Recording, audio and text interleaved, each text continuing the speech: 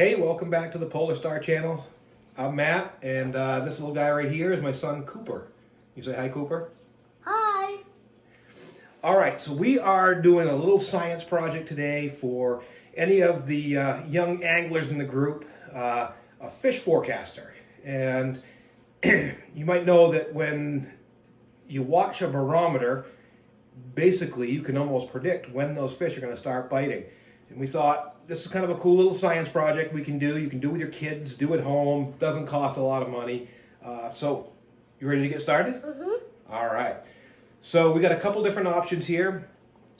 Cooper, you have a glass mason jar and a bottle, okay? Mm-hmm. And what I have a pretzel container, and I used a pencil case, a clear pencil case.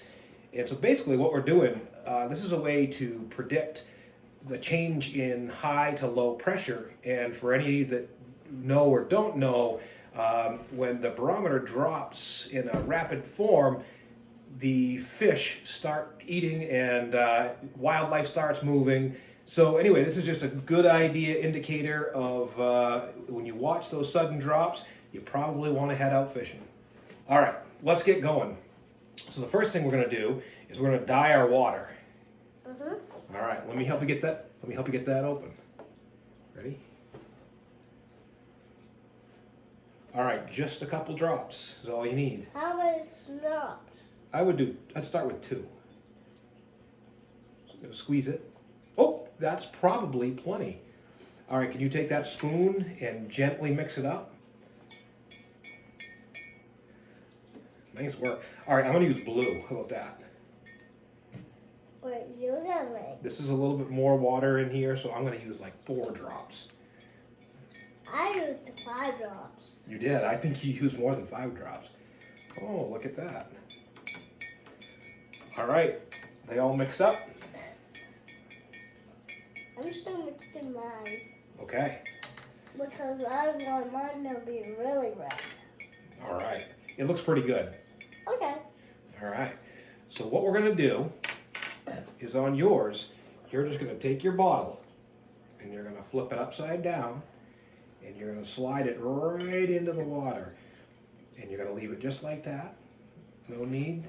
And so what you're looking for is you want that bottle to be about 1 inch to 2 inches submerged into the fluid. And that bottle's not fitting very good. Why don't we get a little bit of Scotch tape to make sure it stays?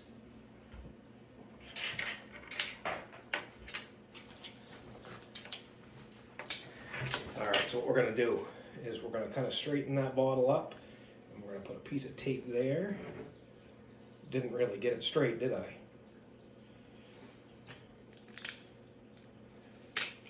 And we're going to put a little piece of tape here.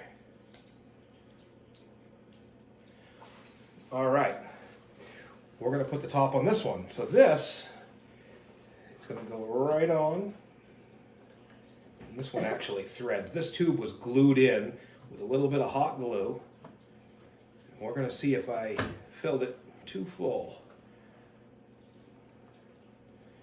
All right, so we snug that up. And what do we do after? Okay, so this is going to take a little bit. So what we got to do is we got to kind of tip them and let some of those air bubbles out. I'm going to help you with yours, okay, because I don't want it to spill. But we're just going to get the process started of some of those, oh, a little spill, some of those air bubbles coming out. So let's move this out of the way so everybody can see. All right, so watching here, see if you see any of those air bubbles coming out of this bottle down below. You see, oh, I saw one. What's no one? You did. All right, so basically that's just going to get the process started. This is going to take 3 or 4 hours for that fluid to start working up into the bottle. But basically what's going to happen is with high pressure, the fluid is going to work its way, up further on the tube or the bottle. And as it gets down closer to the fluid level, that's going to be when the low pressure is kind of building in, and those are going to be the times when you want to watch sudden drops in the pressure, or when the pressure is kind of remaining low. That's when peak game activity and a lot of fishing is going to be going on. What do you think? That was easy enough? You want to put some more tape on there? Go ahead. Wrap it. Hey, here, wrap it right around here. Nope, right around here. There you go. I got a big piece so we can stick Perfect. all. That won't go anywhere. All right, so we're going to check back in a couple of hours and see how these things are doing and see what's going on, and we'll fill you in on that. While we're going to break, do you have any stories you want to tell about last year's fishing season? What about your striper? Can you tell them about your striper last year? How big was your striper? Really big. Really big. I think you were 36 inches tall, and you reeled in a striper that was 33 inches long, almost as tall as you were. But you've grown some, right? Now you're 42 inches tall. So if you catch a striper as big as you this year, that's going to be a monster.